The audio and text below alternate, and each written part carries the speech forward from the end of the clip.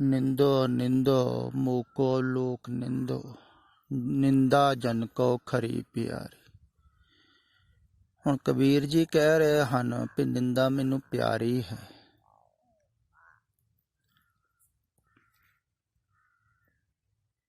ਉਹਦਾ ਭਾਵ ਇਹ नहीं है कि वो निंदा दे विचों रस लै रहे हैं,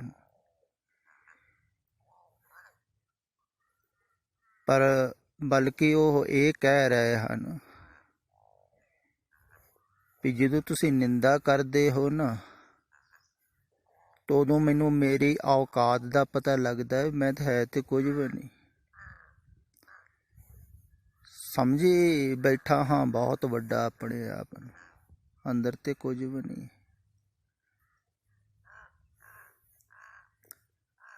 तो जिन्ना कोई ज़्यादा अंदरों अपने आप समझेगा ना, उन्नी ही चोट भी लगती है।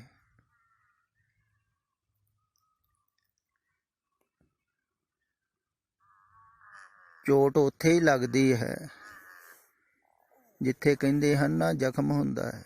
जिवें तुसीं भी देखिया होवेगा किते पैर ते जख्म हो जावे तो उत्थे तुहानूं वार वार चोट लगेगी। कदी कुर्सी लग गई, कदी टेबल लग गई, कदी दरवाजा लग गया, कदी होर कुछ लग गया, तो तुसीं कहोगे भी हुण ही क्यों वार वार लगदा है। सब कुछ लगदा पहला भी सी, पहला उत्थे जख्म नहीं सी ते पता नहीं सी लगदा चोट दा। हुण पता लगदा है क्योंकि जख्म है। इवें ही अहंकार दा जिड्डा वड्डा जख्म होवेगा, घाव होवेगा, उन्नी ही ज़्यादा चोट लगती। वड्डा घाव है तो वड्डी चोट, ज़्यादा चोट लगेगी। माड़ी जी कोई करेगा, कई थोड़ी जी भी गल कह देण ना किसे नूं तो एकदम भड़क जाते हैं, अग बबूला हो जाते हैं। कहने वाला भी हैरान हुंदा होगा भी गल तो कोई खास नहीं सी, ये इन्ना अग बबूला क्यों हो गया।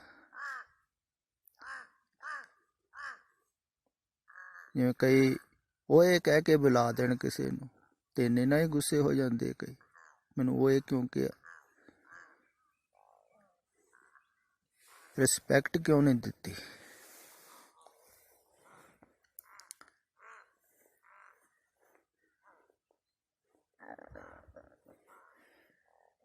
ते रिस्पैक्ट जिहड़ा मंगदा है ना, आदर मंगदा, सत्कार मंगदा है, भालदा है, वो अहंकारी है।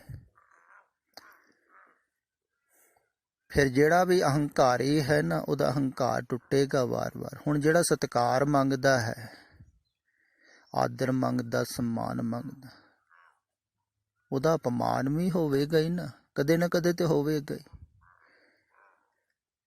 तो फिर उन्हें चोट बहुत लगेगी। हुण जिहड़ा सम्मान चाहुंदा ही नहीं है अपना, भी लोग मेरा सत्कार करन, आदर करन, मैनूं चंगा कहन, तो उन्हें चोट भी नहीं लगेगी। तुसीं इवें समझ लवो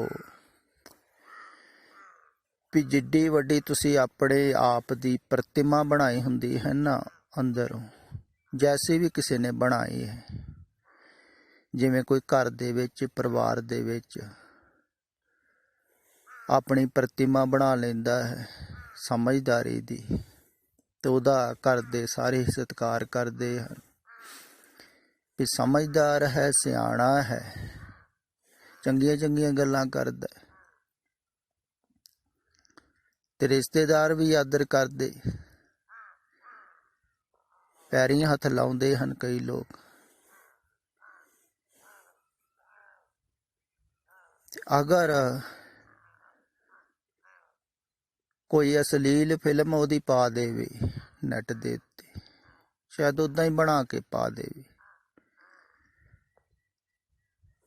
ते सारिआं नूं पता लग जावे भी इहदियां इहो जिहियां हरकतां हन। इहनूं ते असीं सियाणा समझदे सी, इह ते निआणिआं नूं गां लंघिआ होया।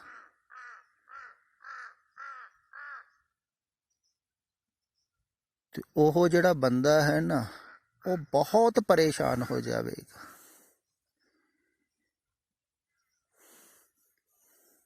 ਉਹਨੂੰ ਤੇ ਇਉਂ ਹੋ ਜਾਵੇਗਾ ਵੀ ਜ਼ਮੀਨ ਫਟ ਜਾਵੇ ਤੇ ਮੈਂ ਜ਼ਮੀਨ ਦੇ ਵਿੱਚ ਧੱਸ ਜਾਵਾਂ, ਨਿਕਲ ਜਾਵੇ ਮੈਨੂੰ। ਉਹ ਜੀਣਾ ਨਹੀਂ ਚਾਹੇਗਾ, ਹੋ ਸਕਦਾ ਆਤਮ ਹੱਤਿਆ ਵੀ ਕਰ ਲਵੇ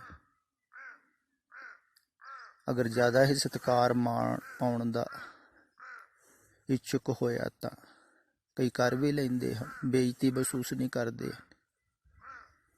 ਬੇਇੱਜ਼ਤੀ ਮਹਿਸੂਸ ਜ਼ਿਆਦਾ ਕਰਦੇ ਹਨ।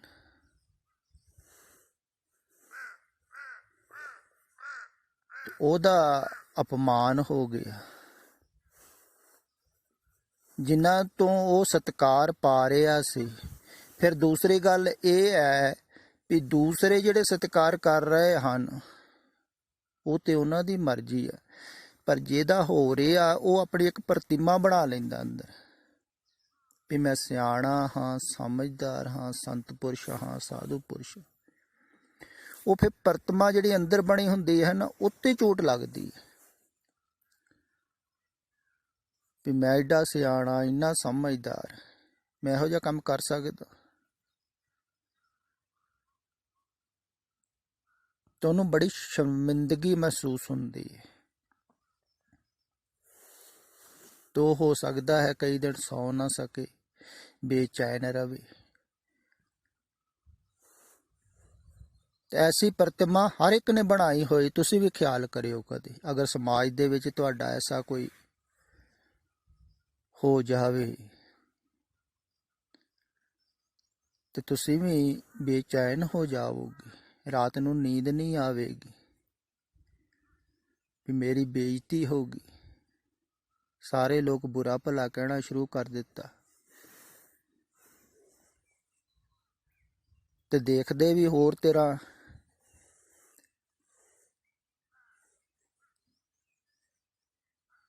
ਪਹਿਲੇ ਵਾਂਗੂ ਦੇਖਦੇ ਵੀ ਨਹੀਂ ਲੋਕ। ਜਦੋਂ ਪਤਾ ਲੱਗ ਜਾਵੇ ਨਾ ਵੀ ਇਹ ਗਲਤ ਆਦਮੀ ਹੈ, ਭਾਵੇਂ ਹੋਵੇ ਕਿ ਨਾ ਹੋਵੇ, ਉਹ ਵੱਖ ਗੱਲ ਹੈ। ਪਤਾ ਲੱਗ ਜਾਵੇ ਵੀ ਇਹ ਗਲਤ ਹੈ, ਨੇ ਇਹੋ ਜਿਹਾ ਕੁਕਰਮ ਕੀਤਾ ਹੈ, ਦੁਸ਼ਕਰਮ ਕੀਤਾ, ਤੇ ਲੋਕ ਦੇਖਦੇ ਵੀ ਹੋਰ ਤਰ੍ਹਾਂ ਹੈ, ਜਿਵੇਂ ਪਾਪੀ ਹੁੰਦਾ ਹੈ। ਤੁਹਾਨੂੰ ਬਹੁਤ ਜ਼ਿਆਦਾ ਦੁੱਖ ਹੁੰਦਾ। ਦੁੱਖ ਕਿਉਂ ਹੋ ਰਿਹਾ ਹੈ? ਦੁੱਖ ਉਹ ਅਹੰਕਾਰ ਦਾ ਹੈ। ਉਹਨੇ ਅਹੰਕਾਰ ਦੁਆਰਾ ਆਪਣੀ ਪ੍ਰਤਿਮਾ ਬਣਾ ਲਈ, ਇੱਕ ਚਿੱਤਰ ਬਣਾ ਲਿਆ। ਤੇ ਉਹਦੇ ਵਿੱਚ ਉਸ ਪ੍ਰਤਿਮਾ ਦੇ ਗਲੇ ਦੇ ਵਿੱਚ ਚਾਹੁੰਦਾ ਸੀ ਉਹ ਫੁੱਲਾਂ ਦੇ ਹਾਰ ਪਈ ਜਾਣ ਸਦਾ। ਹੁਣ ਲੋਕ ਪਾਉਣ ਲੱਗ ਪਏ ਛਿੱਤਰਾਂ ਦੇ ਹਾਰ, ਤੋਂ ਦੁਖੀ ਹੁੰਦਾ। ਪਰ ਚਾਹਤ ਤੇ ਉਹਦੀ ਹੀ ਨਾ।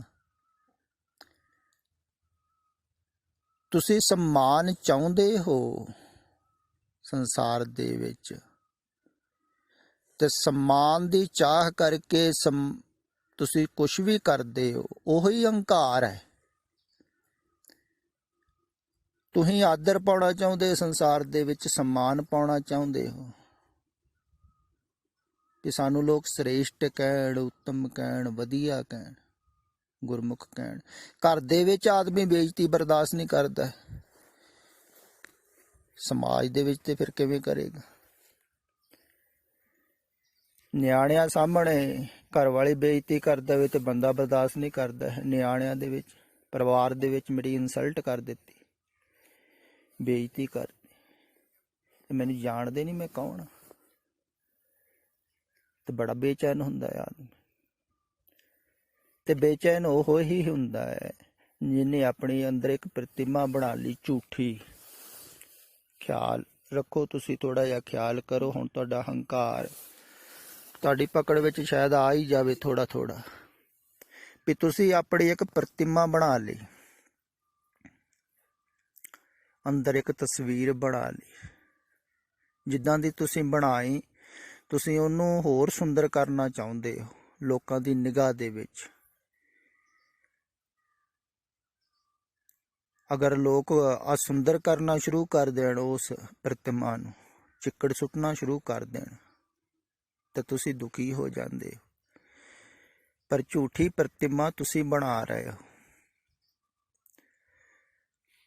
ਕੋਈ ਵੀ ਕਿਸੇ ਤੋਂ ਸ੍ਰੇਸ਼ਟ ਥੋੜੀ ਹੈ, ਨਾ ਕੋਈ ਨਿਸ਼ਕ੍ਰਿਸ਼ਟ ਹੈ। ਸਾਰੇ ਇੱਕੋ ਜਿਹੇ ਹੀ ਹਨ।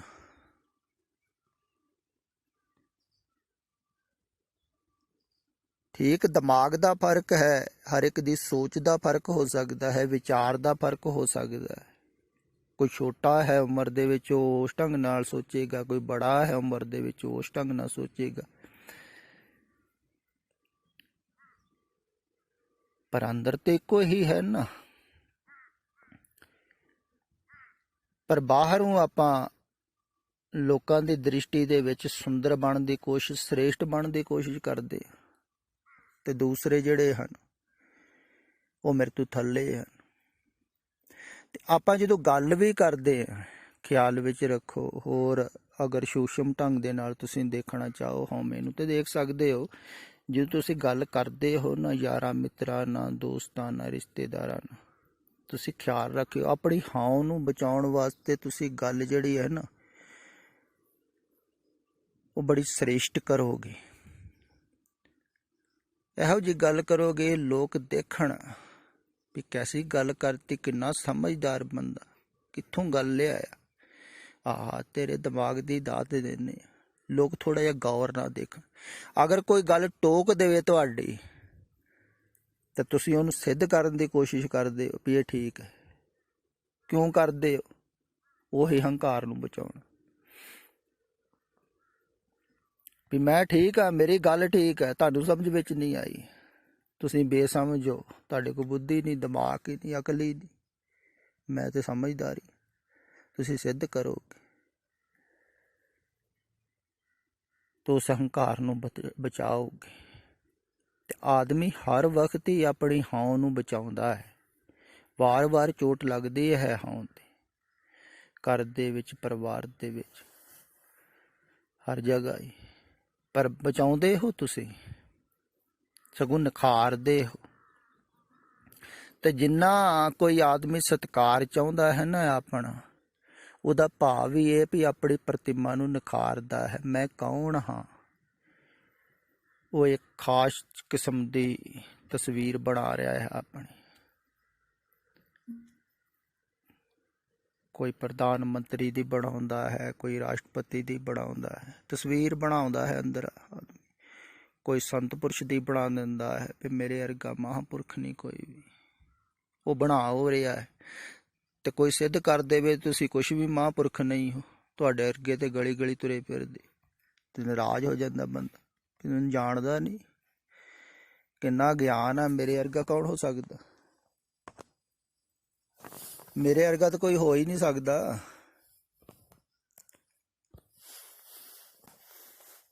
ਤੋ ਜਣਾਊਂਗਾ, ਫਿਰ ਤੁਹਾਨੂੰ ਸਮਝਾਊਗਾ ਵੀ ਤੁਹਾਡੀ ਅਕਲ 'ਚ ਨਹੀਂ ਗੱਲ ਆਉਂਦੀ।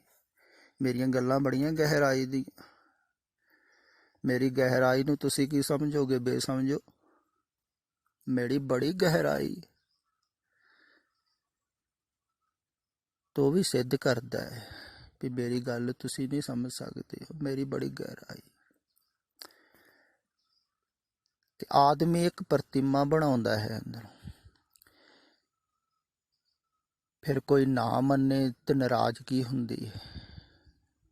ਜਿਹਦੇ ਅੰਦਰ ਵੀ ਨਾਰਾਜ਼ਗੀ ਹੁੰਦੀ ਹੈ, ਨਿਰੰਜਕ ਮਾਤਰ ਵੀ ਹੋਈ, ਆਪਣੀ ਗੱਲ ਨੂੰ ਠੀਕ ਸਿੱਧ ਕਰ ਰਿਹਾ ਹੈ, ਤੇ ਸਮਝ ਲੈਣਾ ਚਾਹੀਦਾ ਹੈ ਵੀ ਉਹ ਨਾਰਾਜ਼ ਹੀ ਇਸ ਕਰਕੇ ਹੋਇਆ ਵੀ ਉਹਦੇ ਅੰਦਰ ਹਾਂ ਹੈ। ਫਿਰ ਦੂਸਰੀ ਗੱਲ ਇੱਕ ਹੋਰ ਵੀ ਹੈ ਵੀ ਅਗਰ ਕੋਈ ਨਾਰਾਜ਼ ਨਾ ਹੋਵੇ, ਹੋ ਸਕਦਾ ਕੋਈ ਬੰਦਾ ਸੰਜਮੀ ਹੋਵੇ, ਤੁਸੀਂ ਕੋਈ ਗੱਲ ਕਹੋ ਨਾਰਾਜ਼ ਹੀ ਨਾ ਹੋ, ਅੱਗੋਂ ਹੱਸਦੇ, ਤੁਸੀਂ ਕਹੋਗੇ ਮਹਾਂਪੁਰਸ਼। ਹੋ ਸਕਦਾ ਵੀ ਉਹਦਾ ਇਸੇ ਗੱਲ ਨਾਲ ਸਤਿਕਾਰ ਹੋ ਰਿਹਾ ਹੋਵੇ ਵੀ ਦੇਖੋ ਨਾਰਾਜ਼ ਨਹੀਂ ਹੁੰਦਾ ਬੰਦਾ, ਜੋ ਮਰਜ਼ੀ ਕਹਿ ਲਓ ਇਹਨੂੰ, ਇਹ ਨਾਰਾਜ਼ ਹੀ ਨਹੀਂ ਹੁੰਦਾ, ਖੁਸ਼ ਰਹਿੰਦਾ, ਇਹਦੇ ਤੇ ਕੋਈ ਫਰਕ ਨਹੀਂ ਪੈਂਦਾ।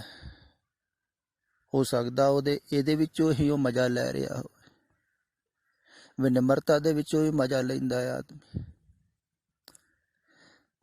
ਦਰਅਸਲ ਜਿਹਦੇ ਅੰਦਰ ਹਾਂ ਹੁੰਦੀ ਹੈ ਨਾ, ਮੈਂ ਹਾਂ, ਹਾਂ ਤੇ ਹੈ ਹੀ ਆ ਸਾਰਿਆਂ ਅੰਦਰ, ਪਰ ਜਿੰਨੀ ਜ਼ਿਆਦਾ ਹੋਵੇਗੀ ਉਹਨਾਂ ਦੁੱਖ ਪਾਉਂਦਾ ਹੈ,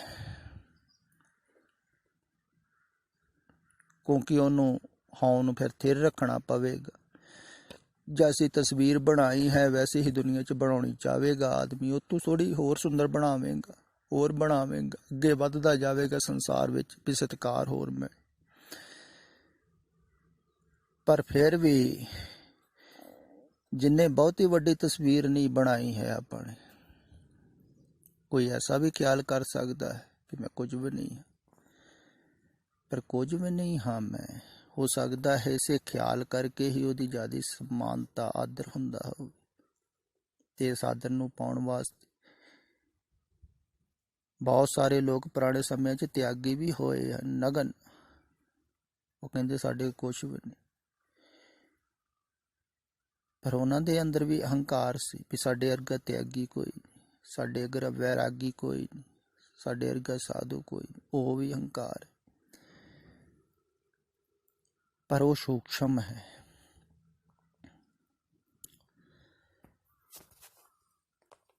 ਤੇ ਹੰਕਾਰ ਜਿਹੜਾ ਹੈ ਨਾ, ਅਹੰ ਭਾਵ, ਇਹ ਤੇ ਹਰ ਇੱਕ ਦੇ ਅੰਦਰ ਹੀ ਹੈ। ਜੋ ਜੋ ਦਿਸੇ ਸੋ ਸੋ ਰੋਗੀ, ਰੋਗ ਰਹਿਤ ਮੇਰਾ ਸਤਿਗੁਰ ਜੋਗੀ। ਜੋ ਵੀ ਦਿਸ ਰਿਹਾ ਹੈ ਤੁਹਾਨੂੰ, ਦਿਖਾਈ ਦੇ ਰਿਹਾ ਹੈ, ਉਹ ਹੀ ਰੋਗੀ ਹੈ, ਹਉਮੈ ਦੀਰਘ ਰੋਗ ਹੈ। ਪਰ ਇਸ ਰੋਗ ਤੋਂ ਕੋਈ ਮੁਕਤ ਹੋ ਕੇ ਵੀ ਜੀ ਸਕਦਾ ਹੈ। ਇਸ ਰੋਗ ਤੋਂ ਪਾਰ ਹੋ ਕੇ ਵੀ ਕੋਈ ਜੀ ਸਕਦਾ ਹੈ। ਤੇ ਇਹ ਰੋਗ ਜਿਹੜਾ ਹੈ ਨਾ, ਇਹਨੂੰ ਤੁਸੀਂ ਪਹਿਲਾਂ ਪਰਖੋ, ਜਾਣੋ ਵੀ ਤੁਹਾਡੇ ਅੰਦਰ ਹੈ। ਅਗਰ ਤੁਹਾਨੂੰ ਨਾਰਾਜ਼ਗੀ ਹੁੰਦੀ ਹੈ, ਤੁਸੀਂ ਸਤਿਕਾਰ ਪਾਉਣਾ ਚਾਹੁੰਦੇ ਹੋ, ਆਦਰ ਪਾਉਣਾ ਚਾਹੁੰਦੇ ਹੋ, ਸਨਮਾਨ ਪਾਉਣਾ ਚਾਹੁੰਦੇ ਹੋ, ਤੇ ਹੰਕਾਰ ਹੈ ਤਾਂ ਉਹਨਾਂ ਹੀ ਤੁਹਾਡੇ ਟੁੱਟੇਗਾ ਵੀ, ਨਾਰਾਜ਼ਗੀ ਵੀ ਹੋਵੇਗੀ।